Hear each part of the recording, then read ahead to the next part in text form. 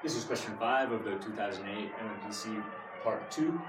I think that this question 5 is actually significantly easier than questions 3 or 4. So this is a good reminder that when you're taking the test, don't get caught up and spend 50 minutes on one question without looking at all the questions first. Because even if it's number 5, there might be one that you can work on and get a good answer, a little bit less elbow grease. So this is a geometry question. We've got a triangle, ABC, no special properties given. We do have 2 parallel lines inside the triangle. So from point Q on the base, DE is parallel to AC, and QE is parallel to AB. And we're looking for the ratio of the area of the parallelogram to the area of the whole triangle.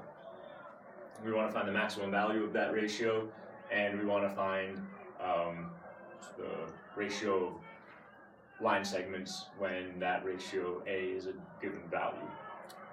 So with any kind of geometry questions, we're looking for kind of simple ideas. We're looking for right triangles. We're looking for similar triangles. And hopefully you can spot the similar triangles here pretty quickly. ABC is similar to the triangle with base X and with base Y.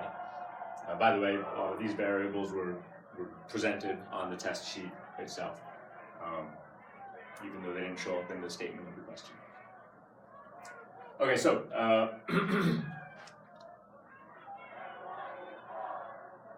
we want to get started with using the idea that if you scale a triangle, the ratio of side lengths of the scaled models is, you square that to find the ratio of the areas.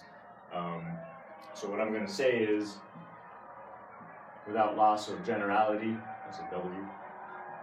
This is a handy abbreviation for proofs. Without loss of generality, let x plus y equal 1. Right? The whole picture doesn't change if you scale it up and down. At least the ratios of the areas don't change. So I can set that value, and then let me just give some variables here. So the area of ADQE, let's call that W, and the area of ABC, let's call that Z. Okay, so area of DBQ, right? It's going to be x squared times Z, and the area of QEC is going to be y squared times Z, okay, but y is 1 minus x squared. And then W, the parallelogram, is just the whole triangle minus these 2 pieces, so it's Z minus x squared Z minus 1 minus x squared Z. Now, A is W over Z, so all the z's will just divide out naturally, and I can find A. So depending on my x here, my A is just 1 minus x squared minus 1 minus x squared. I'll expand that binomial, so minus 1 plus 2x minus x squared. So A is negative 2x squared, 1 minus 1 cancels, plus 2.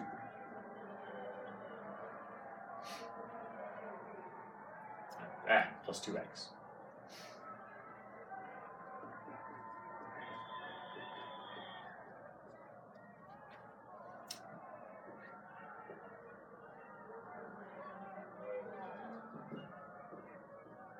So treating x as the independent variable, A is a function of x. It's a parabolic function with zeros at 0 and 1, naturally, right? If x goes to 1 or 0, I don't have a parallelogram anymore.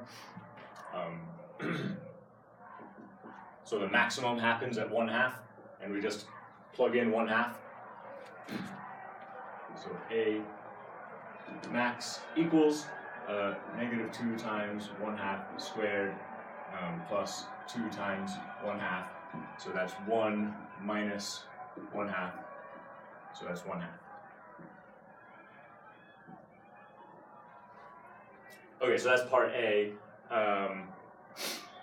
And now part B, based on the work we've already done, is going to be pretty easy. We already have an explicit formula for A in terms of x. So I just set A equal to this number, solve for x, and y is 1 minus x. So let's see what we got.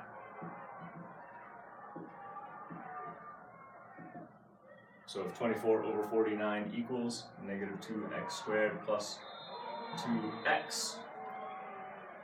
Okay, I guess I have to solve this by hand. I'll probably end up, I'll rearrange it and rewrite it so I have just integers. So I'm going to have 2x squared minus 2x plus 24 over 49 equals 0. So I'll divide by 2 and multiply by 49. So I'm going to have 49x squared minus 49x plus 12 equals 0.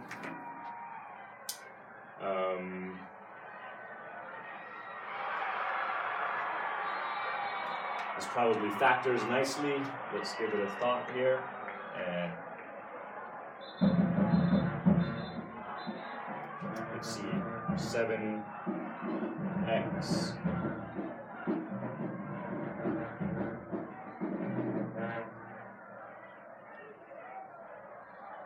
yeah, okay, 4 and 3, 7 and 7 is going to work.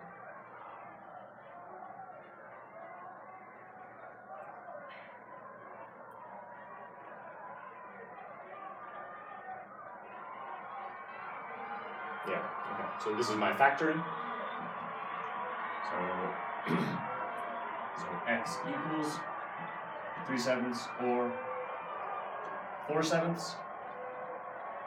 Right? And it's because of symmetry, it's no surprise that I have 2 possible values, right? When x is 1/2, that's my maximum, and my special value will happen a little to the left or a little to the right. So BQ over QC, there's 2 possible values.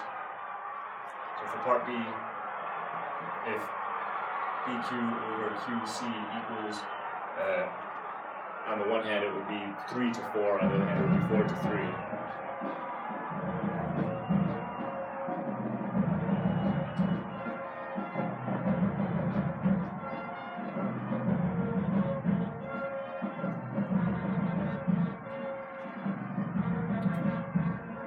So those will be my 2 possible values of that ratio, and this solves the problem. So again, if you presented your work neatly enough along the way, I don't think that you need to reorganize it any more than what's here. But if your work was messed around on a piece of scratch paper and erased here and there, and your variables are inconsistent, then you might want to take some time to rewrite it and clean up your use of variables. So I'm a little bit distracted right now because Cranbrook's football team is tied 14-14 in the 4th quarter in a game that some sports writers for Detroit papers said would be the biggest upset of this or any other playoffs. So I'll take a little break and watch the rest of the action.